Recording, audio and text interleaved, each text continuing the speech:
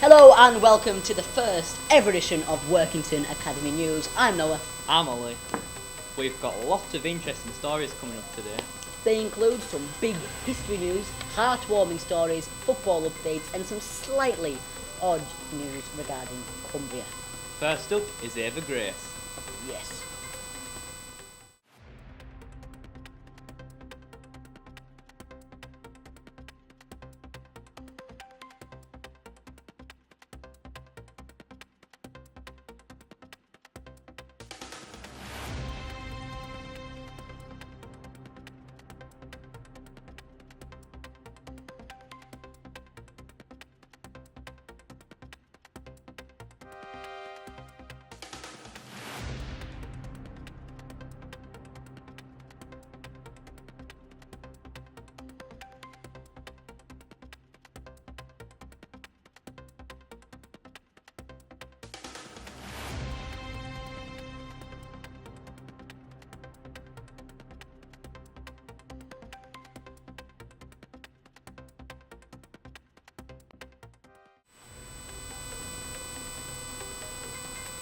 Good afternoon, welcome to Workington Academy News. Today I'm talking about politics. Politics is an issue affecting everyone, and it is up to people over 18 to decide our future. It is something that can change our lives and what we are allowed to do. Today I am discussing the goals of the parties and what they want to achieve for future generations. Reform UK wants to cancel net zero goals and budget cuts. They are trying to limit their rivals of illegal migration and non-essential migration. They are planning to scrap net zero goals and cancel related programmes. They are allegedly doing this to fund substantial tax cuts and save £30 billion a year. To ensure public safety, they are increasing police presence. The party seeks rapid improvements in the NHS, including reducing waiting lists, increasing community care and expanding GP access. Around 23% of people who have voted have chosen reform. Conservative plans to improve NHS services and improve care for older people. It aims for 1.6 million new homes and enhanced national service. Also proposing significant tax cuts and trying to reduce electricity cuts. Yet waiting lists went up and funds for schools have stopped. Conservative allegedly wants net zero not to happen. In its latest assessment report, the IPCC explained, without net zero CO2 emissions and a decrease in the net non-zero CO2 forcing, or sufficient net negative CO2 emissions to offset any further warming from net non-CO2 forcing, the climate system will continue to warm. Labour's ending hospital backlogs and is ensuring that 92% of patients in England wait no longer than 18 weeks for elective treatment.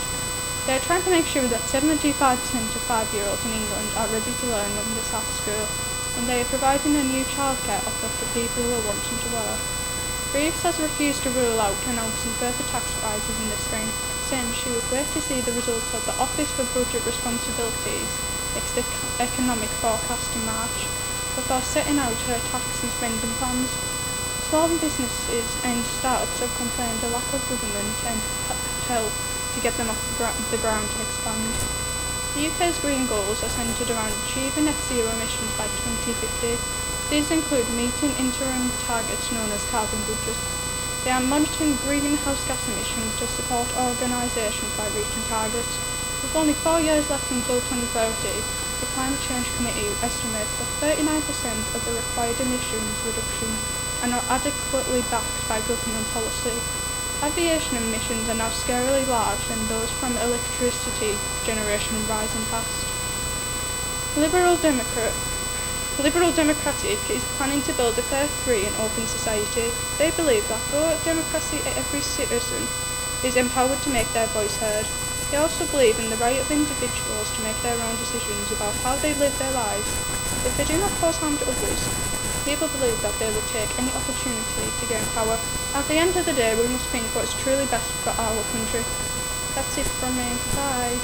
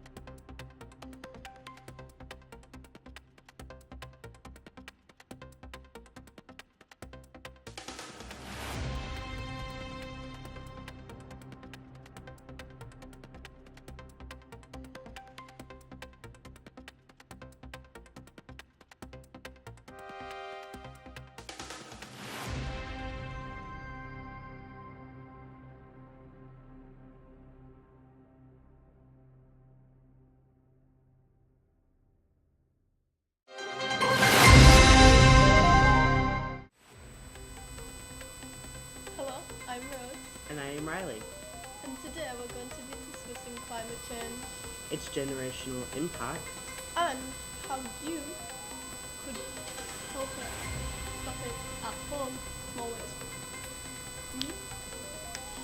to start with, we'd like to discuss what climate change actually is. Climate change is a long-term change in the average weather patterns that have come to define the Earth's local, regional and global climate. However, current warming is happening at a rate not seen in the last 10,000 years, and the theory that humans have influenced climate change is now an established fact. Scientific information gathered from natural sources, scientific equipment and many pieces of evidence, rising temperatures, warming seas, etc., point to climate change. In the last 800,000 years, the Earth has been through 8 cycles of ice ages and warmer periods, the last ice age ending around 11,700 years ago, beginning the modern climate era. These natural ice ages and warmer periods are attributed to very small changes in Earth's orbit and the amount of solar energy the planet receives. However, the current warming period is different as it has been influenced by human activities since the mid-1800s and is now proceeding at a rate never seen over many recent millennia. The gases released by these human activities mean more of the sun's energy are trapped and stored within the atmosphere. This trapped energy has warmed the atmosphere, oceans and land, causing widespread rapid changes in the atmosphere, ocean, cryosphere and biosphere. New technologies and satellites allow scientists to monitor the bigger picture. These data collected by these about all the climates around the world allow them to spot patterns and signs of climate change. The demonstration of the heat-trapping nature of carbon dioxide and other gases were proven in the mid-19th century by scientists. There are additionally many pieces of evidence for climate change, some of which are global temperatures rising, oceans warming, ice sheets shrinking, retreating glaciers, decreased snow cover, rising sea levels, Arctic sea ice declining, extreme weather becoming more frequent, and the increase in ocean acidification. In simple terms, the ocean becoming more acidic. Around half of the light energy reaching the Earth's atmosphere passes through the air clouds in the surface, where it is absorbed and radiated in the form of infrared heat. Around 90% of this radiation is then absorbed by greenhouse gases and re-irradiated, in turn slowing heat loss to space. Some examples of these greenhouse gases are carbon dioxide, methane, water vapor, nitrous oxide, and chlorofluorocarbons. Due to these gases, there are many effects and consequences which inevitably occur, some of which include the sea level likely rising from 0.3 meters up to 2 meters by 2100. The climate changes will continue through the century and beyond. Hurricanes will become stronger and more intense, more droughts and heat waves, longer wildfire season, changes in precipitation patterns, frost-free season and the growing season will lengthen. Global temperatures will continue to rise and the Arctic is very likely to have its first ice-free summer by 2027 to the early 2030s. Now on to ways that you can help. That's right, you. There are many ways to travel that's eco-friendly, like walking and cycling, and it also saves more fuel taking public transport like a bus or a train. You could also install LED light bulbs and efficient appliances. Try not to overheat at home and consider using smart heating controls. It's best to insulate your home to make it warmer in winter and cooler in summer. You could ensure adequate ventilation and shading by growing trees or leafy plants near windows to avoid the use of fans or air conditioners. And also check whether your home is at risk of flooding and make appropriate plans if it is. This also saves money on energy bills. It's also best to eat a healthy, balanced diet of sustainably sourced food such as locally grown fruit and vegetables, and reduce food waste by only buying what you need. The additional benefits to a balanced diet are improved health and reduced costs. That's all from us today. Have an amazing rest of your day. Bye. Bye.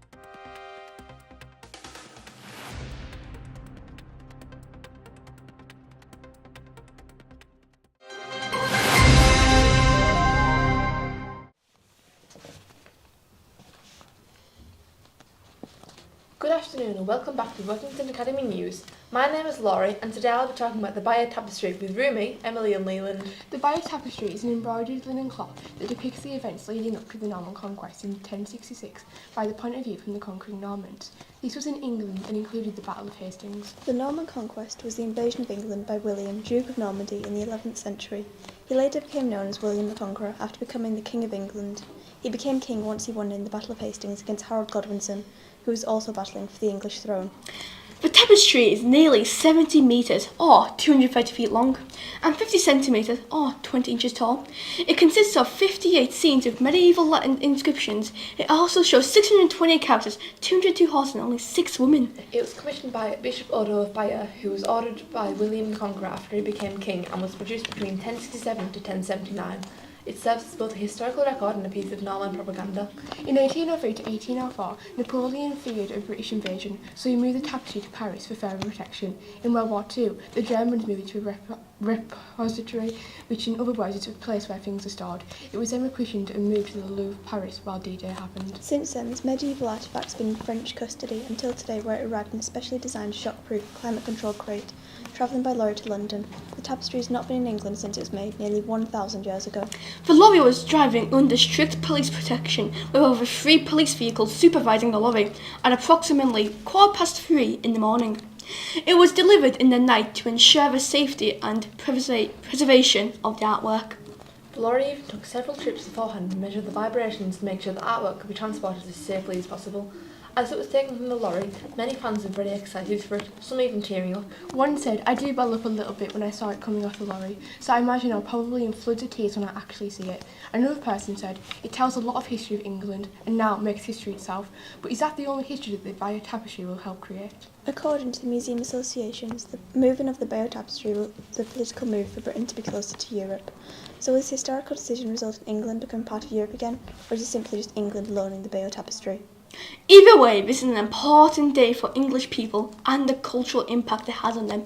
It is also important for inspired artists and historians who will spend time looking into the Bayeux Tapestry. Tickets are free, so you can go and visit this artwork at the British Museum until it returns to France in around 10 months. That is all from us. We hope you have learned something new about the Bayeux Tapestry, and if you want to know more about this, there will be plenty of information at www.britishmuseum.org. Goodbye!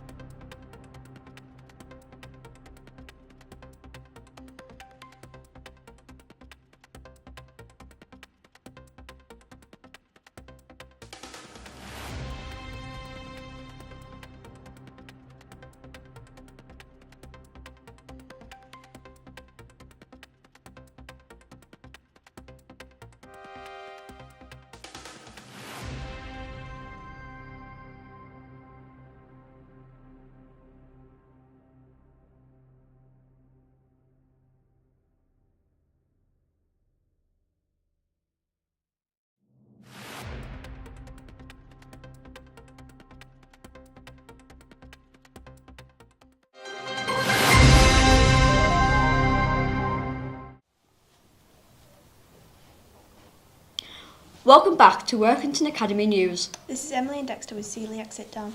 Here we will talk about our experiences with celiac disease and other struggles we face. Let's get into it. So what is celiac disease? Celiac disease is commonly referred to as gluten-free. However, it isn't just that. It's an autoimmune disease due to small intestine being sensitive to gluten. As well as that, it's also a serious allergy that many struggle with daily. And we're here to tell you what it's like for us as celiacs. But what is gluten? Gluten is ingredients such as wheat, barley, rye and some oats. Gluten can be found in many foods. The most common are bread, pasta, cereal and baked goods such as cookies, biscuits and cakes. It can also be found in some drinks such as beer, liquor and some juices including Vimto. So Dexter, what was it like when you were diagnosed? It was quite a shock considering it was only a year ago, but I often miss out on a lot of occasions like birthday parties, including cake, pizza parties at school and other times. As well as this, it's often hard to find alternatives, especially considering I have ARFID too, meaning I can't find alternatives that I like. That's interesting. For me personally, it was about 3 years ago I was diagnosed and it was hard. I had to start looking for alternatives, and I don't know if you agree with me here, Dexter, but most gluten-free food doesn't taste great. I do agree with you. However, on the topic, there are many foods that you miss. Yes, some foods that I miss are breads that actually have a nice texture, brownies, some crisps and cakes. Well, I miss foods like cakes, biscuits, chips, quavers especially, I love quavers, Vimto, Biscoff, Oreo, cheesecakes, bread and crackers and anything with a sweet texture. Yeah, I think that's all we have time for today. But we hope you've learned something about celiac disease. Thank you for listening. Goodbye.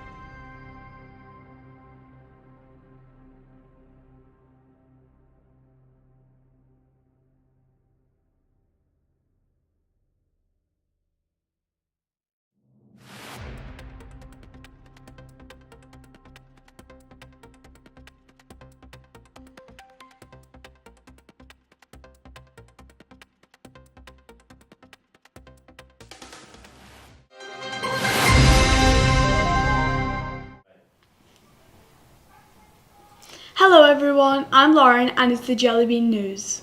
Hello everyone, I'm Chloe and thank you all for tuning in. Today our topic is the proposal on the Empire State Building. The proposal took place on Wednesday, July 1st, 2026. The daredevil couple Angela Nicolu, aged 33, and Evan Berkus, aged 32, climbed to the top of the Empire State Building's antenna in New York City for a marriage proposal. Whilst up 1,454 feet above Manhattan, the couple managed to put up a flag that said, "When the power of love beats the love of power, the world knows peace." After approximately 30 minutes, Berkus descended to a platform and proposed to Nicolu, who accepted, and the couple embraced and kissed. The proposal quickly went viral on social media, with images and videos shared wildly on Instagram, TikTok and Twitter. Reactions were mixed. Some praised the stunt as a romantic and daring act, while others criticised it as dangerous and attention-seeking. Angela Nicolou is a former gymnast and daughter of circus performers, while Ivan Berkus is a well-known urban climber. Both are internationally recognised for rooftop scaling and scaling skyscrapers without any safety equipment. The stunt was illegal and the couple was arrested by the NYPD shortly after descending. They faced multiple charges including felony burglary, reckless endangerment, criminal mischief, criminal trespass, disorderly conduct, criminal tampering, and possession of burglars' tools. The police confirmed that the incident posed no danger to tenants or visitors on the observation deck. The Empire State Building proposal combined extreme urban climbing, a public engagement and a symbolic banner to create a dramatic spectacle. While the couple successfully staged a memorable proposal, they now face serious legal consequences for the unauthorised climb. The incident underscores both the risks of roof-topping and the enduring fascination with New York City's architectural landmarks. Thank you all for listening to our news. Later today we will be back to talk about another fascinating story. Bye!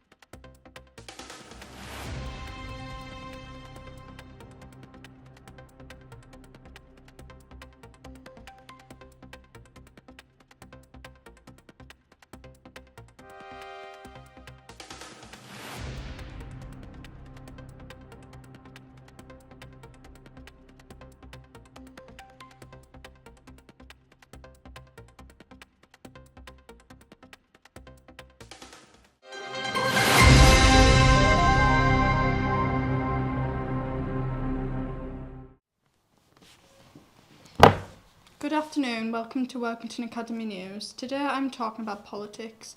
Politics is an issue affecting everyone and it is up to people over 18 to decide our future. It is something that can change our lives and what we are allowed to do. Today I'm discussing the goals of the parties and what they want to achieve for future generations. Reform UK wants to cancel net zero goals and budget cuts. They are trying to limit the arrivals of illegal migration and non-essential migration.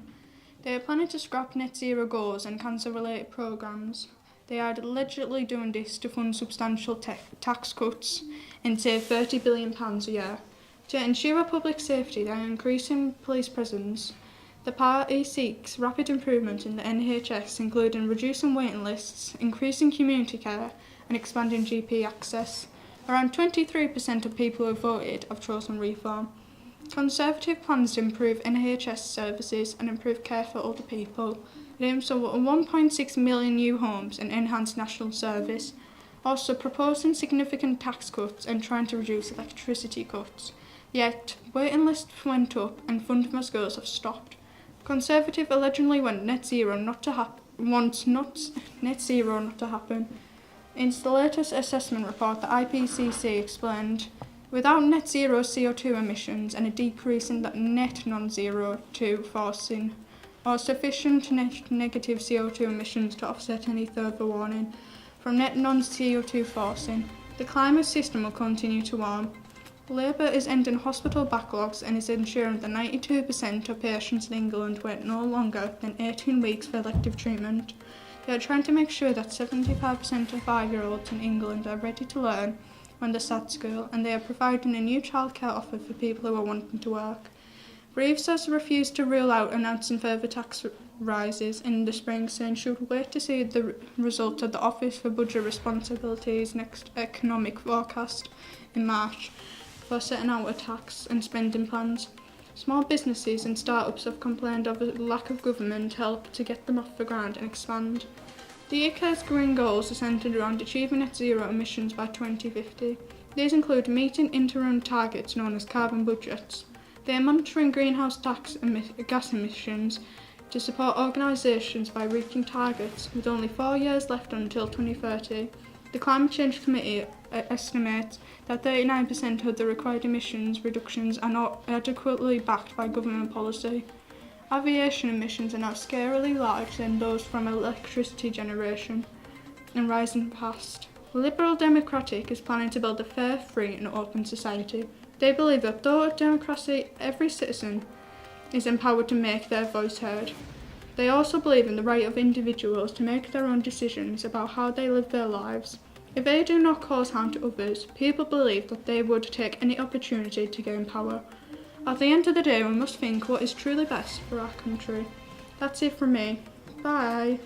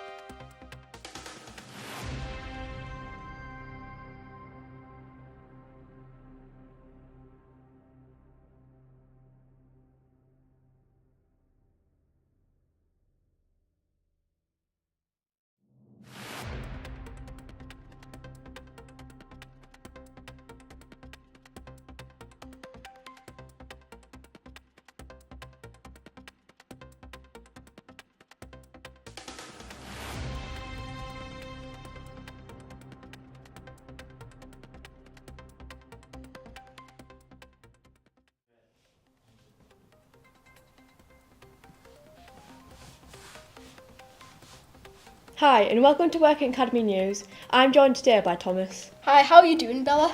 I'm doing well. We do have Nick here. Say hi. Hiya, I'm happy and glad to be here. Our technical today is Brodie and Abigail. That's right, and today we are talking about the World Cup and specifically the amazing England players and the matches between Mexico and the upcoming match against Norway. Yep, it was at the Azteca Stadium in Mexico, and only 2 teams have ever been in Mexico in that stadium. Costa Rica, Honduras and England recently became the 3rd team, knocking Mexico out of the World Cup and securing England a place in the quarter-finals. The Azteca is about 7,350 feet above sea level, which makes it hard to breathe comfortably because of the altitude. Compared to the thick English air, it's a huge difference. Yeah, that'll be quite hard for the Three Lions. They still made an amazing performance in the first half and second, with the 2 goals from Bellingham and a penalty from Kane to secure the win. That night I stayed up to about maybe 4 in the morning. Same here. It was a crazy match with many ups and downs in my mood since it kicked off at 2 o'clock in the morning. Because it got the red, of course. So stressful when Mexico slipped 2 goals against England, but I'm glad we were optimistic and held on in the end to win it. My highlight is probably when Jordan Henderson, who hadn't played a single minute and still managed to get a yellow card and got injured during the celebrations and had to get carried off. How do you even manage that? I don't know. Our next game tomorrow on the 11th against Norway is sure to be a difficult one, with Norway beating Brazil in the round of 16, knocking Brazil out of the whole tournament. They do have some amazing players such as Erling Haaland and Martin Odegaard. We do have players who are spectacular, like Jude Bellingham, Harry Kane, Jordan Pickford and Bukayo Saka. Some people argue that Harry Kane is just as good as the Norwegian player Erling Haaland. However, Haaland and Bellingham have shown a strong friendship, but will they be able to battle each other and fight for their separate countries, or will their friendship take too much of their performance? Find out on Saturday, 10 p.m. in the Miami Stadium. That's all from us. Bye. Bye. Yeah.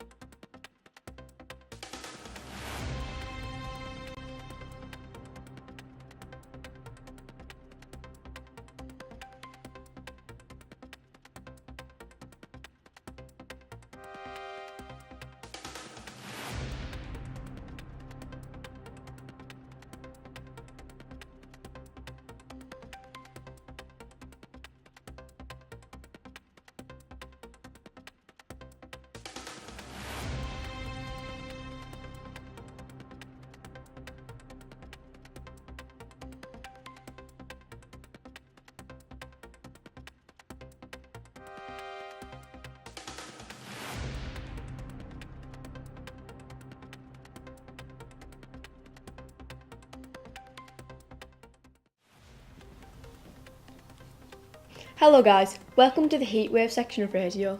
Let's go right in. So there is a brand new heatwave heading to the UK. The wave is meant to hit over 20 degrees, but it is weaker than the last heatwave. This heatwave caused by an omega trap, which is 2 air masses pushing together, which traps lots of heat inside of it, making an omega shape. Yes, so we'll be finally getting summer heat, but it is not all good. So here's some tips on how to beat the heat. 1. Remember to drink lots of water. Dehydration is a huge risk, so keep drinking. 2. Put on your sunscreen and hat. Skin cancer is obviously not good, so try not to get skin burn. 3. Stay in the shade, or at least try to. The shade can cool you down and provide some well-earned rest. 4. If it is extra hot, you can bring electric fans to school, and going outside helps. 5. Avoid drinking alcohol, but this doesn't really affect us under 18s. With the older people, you will get drunk quicker and it'll have some consequences. 6. Wear breathable and comfortable clothing that are not materials like wool, polyester or silk, which trap heat in heat wave. So you want the opposite, so let the heat out. If you have pets, buy cooling mats to stop them from being hot. During the heatwave, it might be helpful to go to the lake and have some cool water. So we think this is all we have to say. So we hope you have good luck and goodbye!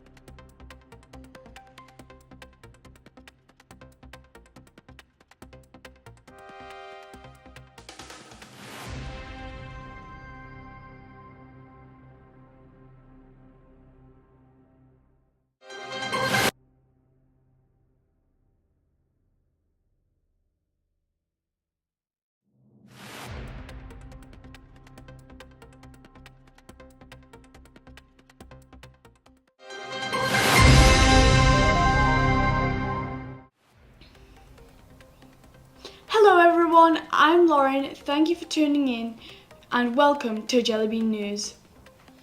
Good afternoon, I'm Chloe, and today we will be talking about the litter pick artwork. This is currently taking part in Keswick, which is located in Cumbria. A litter picking and environmental conservation group known as the Binfluencers are to unveil an art installation to raise awareness for their cause. This voluntary group organises litter picks to help people to enjoy the natural landscapes of the Lake District without spoiling it with cans or rubbish lying there, with a particular emphasis on fly camping. Fly camping is a camping style that emphasises mobility, simplicity and immersion in the natural environment. It involves setting up a temporary camp for the night, often after walking, safari or trek, and then moving on the next day, allowing access to remote areas without carrying all supplies at once. The Keswick Binfluencers will reveal a collection of amazing artworks by local artist Sue Todd, who is known for her portraits of pets. However, she also enjoys drawing detailed images of landscapes. It is happening outside Keswick's Hope Park Cafe on the Friday, the 17th of July 2026 at 1:30 p.m.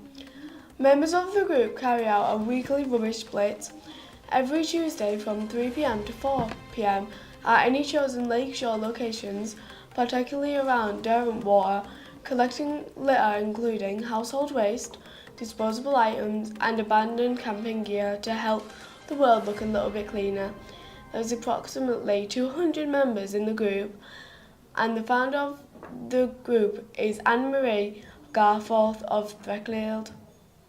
Their goal is to educate the public about the unlawfulness of fly camping and improper litter disposal, and to recommend authorities like the Lake District National Park Authority, the National Trust and local MPs to take action. The group emphasises responsible tourism and the protection of natural landscapes. The group also makes use of social media, public displays and educational resources to amplify its conservation message, highlighting the cultural and environmental importance of the Lake District.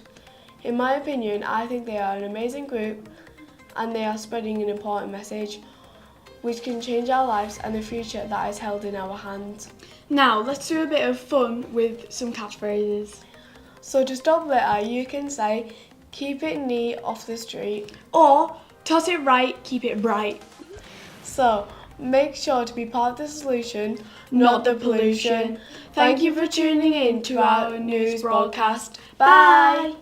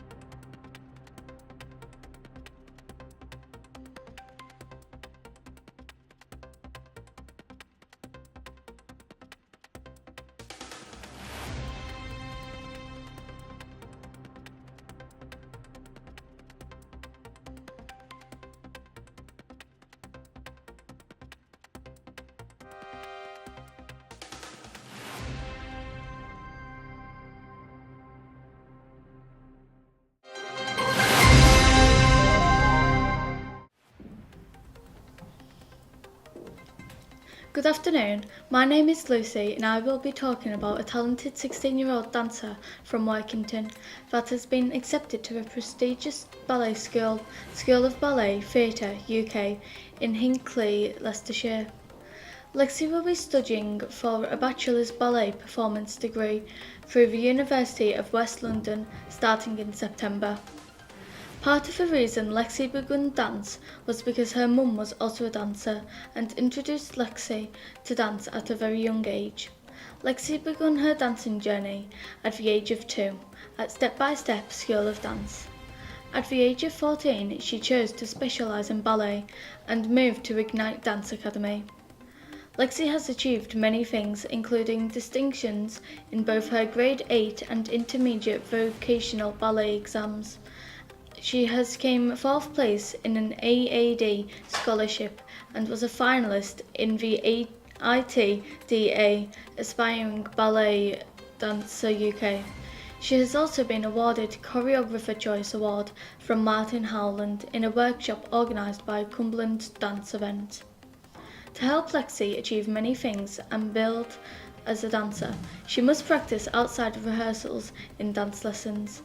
A place she has practiced at is the school hall and other school facilities.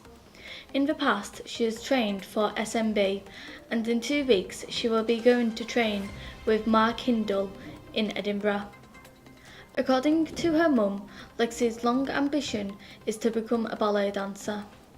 Lexi beamed after her audition at Ballet Theatre UK and knew it was the school for her. When the acceptance came through, she was very emotional and knew she wanted to accept the offer, said her mum. The Cumbria Community Foundation has awarded a grant to help cover cost that is not covered in student finance, allowing Lexi to accept her place. Lexi's mum stated that without this funding, there would have been a huge financial barrier. We are so grateful that the Cumbria Community Foundation has ensured Lexi hasn't had to give up her dream. This story shows that you can do anything that you put your heart to, no matter where you live or how hard it is to achieve. Wait there.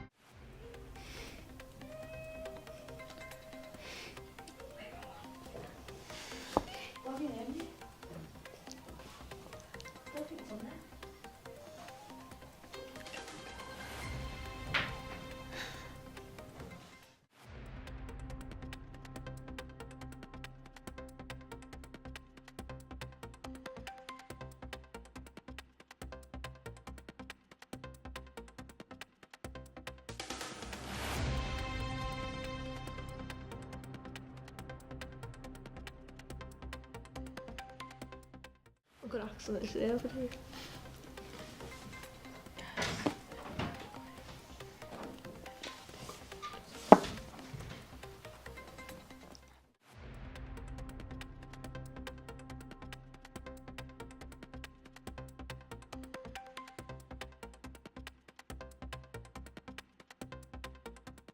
Neffy, I'm gonna say Aberdeen. Peter Forget it. Malak.